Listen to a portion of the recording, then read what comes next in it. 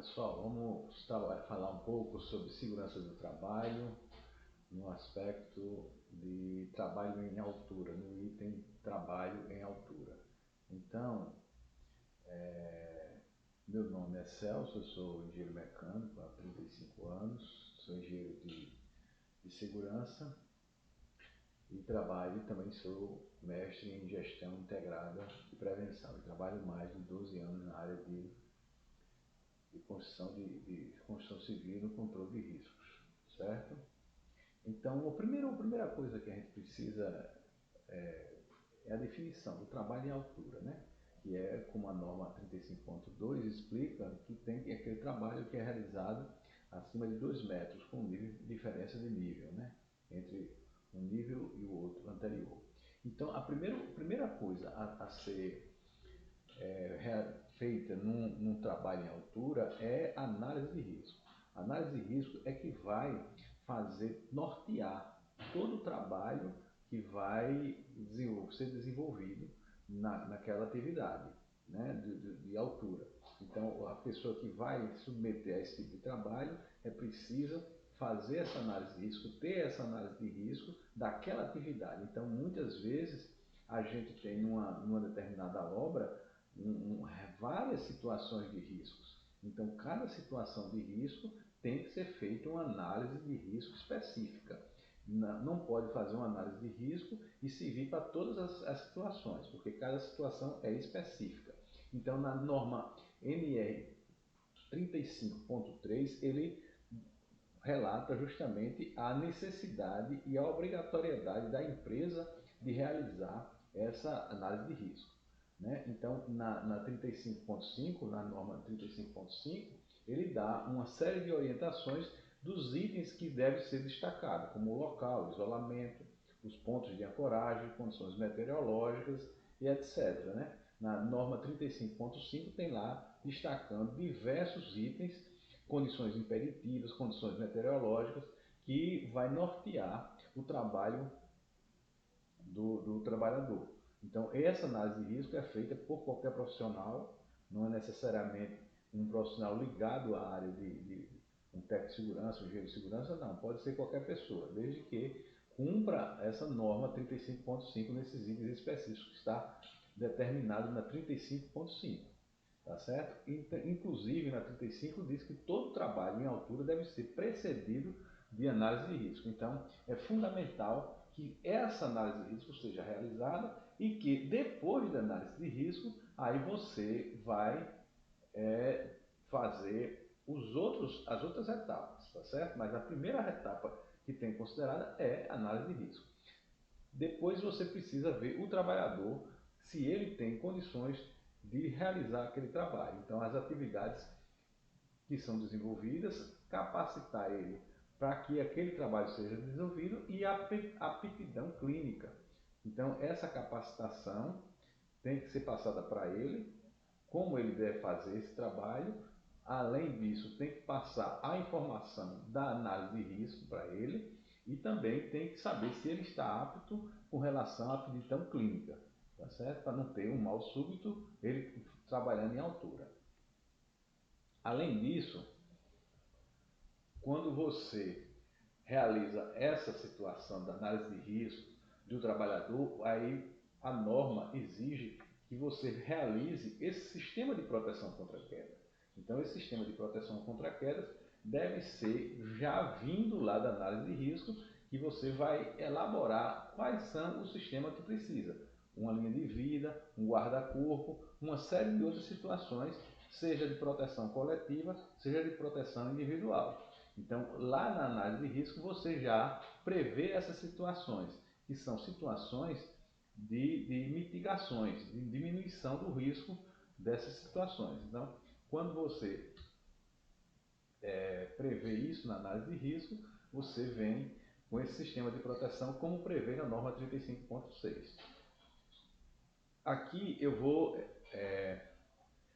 colocar uma das situações de proteções coletivas, né, que são muito usadas, esses pontos de ancoragem, que o trabalhador precisa, que vem da necessidade dessa proteção. Então, a linha de vida né, que é um ponto de ancoragem, que é muito utilizado, é que o trabalhador, quando vai trabalhar em altura, ele precisa de um ponto de ancoragem, porque no eventual a situação de queda, ele vai ficar protegido com essa linha de ancoragem. Né? E essa linha de ancoragem, esse projeto de linha de ancoragem, tá certo? Deve ser feito por um profissional qualificado, né? E como a gente vê aqui, né, essa linha de vida, ela tem situações, né, de erros de montagem.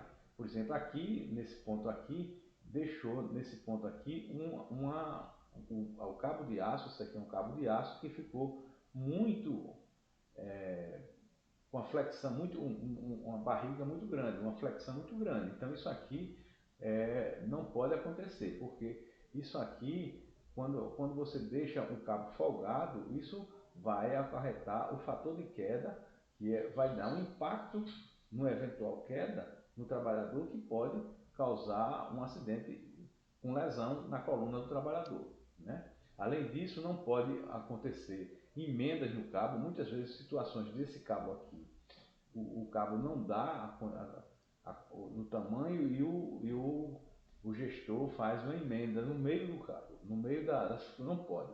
Né? O cabo tem que chegar aqui, quando chegar no tubo, ele tem que parar no tubo. E aqui continua com outro cabo, não pode chegar aqui no meio e fazer essa emenda. Isso não é permitido, porque essa emenda é um ponto de falha. Né? Então aqui, nessas situações, voltando a esse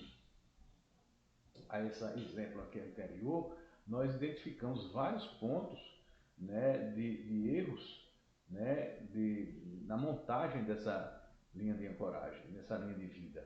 Né? Em que, por exemplo, esse tubo aqui que o pessoal utiliza, muitas vezes ele não está, ele está deformado, ele está com problema, ele não está com a verticalidade dele perfeita, ele está apresentando deformação. Isso é proibido, não tem como você fazer um cálculo estrutural com um tubo, um perfil metálico empenado. Isso aí é condenado, né? Não pode você utilizar isso aí numa estrutura, entendeu? Então, muitas vezes a pessoa utiliza um tubo que tem um furo, entendeu? E não pode. A fixação aqui, nesse ponto aqui, na laje, tem que ser uma fixação firme, não pode ser uma fixação folgada, né? Entre outras situações. Então a gente vê aqui o fator de queda, como eu falei lá no tópico anterior, aqui dessa linha que fica muito inclinada, com barriga, isso aqui tem esse fator de queda aqui, que quando a pessoa que está aqui nessa situação, o fator de queda se eleva para 2, o impacto sobre a coluna do trabalhador é muito grande. Então isso pode causar lesões, entendeu? E isso não é permitido. Outras situações é com relação à montagem da linha de vida. Muitas vezes, quando você está num ponto alto, né, na quinta laje, na oitava laje, décima laje, que você vai montar a linha de vida no tubo, não tem nada que você vá se apegar. E muitas vezes a pessoa coloca uma escada, entendeu, de lado do tubo, sem fixar a escada. Então, isso aqui é um perigo grande.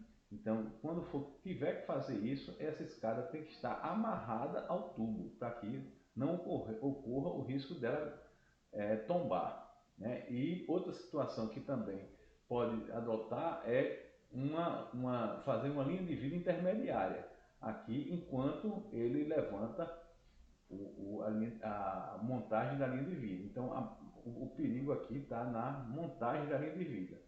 Né? Então, essa montagem tem que ser feita com supervisão de um técnico de segurança, no mínimo, ou engenheiro de segurança. Além disso, tem também esse ponto, essa linha de vida com fixação no piso. Muitas vezes são feitos em grampos de ancoragem. Esses grampos de ancoragem têm que ser com a anuência do engenheiro civil.